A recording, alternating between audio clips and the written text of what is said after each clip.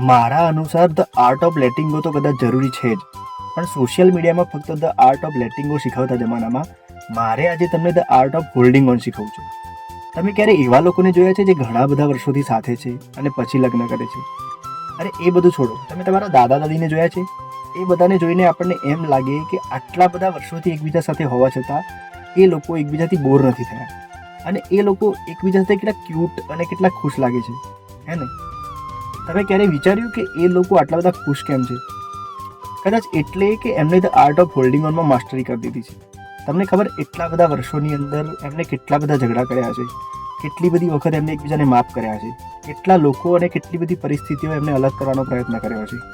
અને જે પેલા 5-10 વર્ષથી સાથે છે, જે લગ્ન કરવાના છે, એ લોકોએ પણ કેટલા બધા લોકોને ફેસ કર્યા હશે, એમને કેટલા બધા સારા ઓપ્શન્સ મળ્યા હશે, તો પણ એમને એકબીજાને જ ચૂઝ કર્યા, કારણ કે એ બંને લોકોએ પણ આ કળા શીખી લીધી છે. તો હવે એમને કોઈ પણ પરિસ્થિતિ કે લોકો અલગ નહીં કરી શકે. આઈ થિંક તમારે બધાને પણ આ આર્ટ ઓફ લેટિંગ ગોના જમાનામાં the art of holding on શીખવું જરૂરી છે.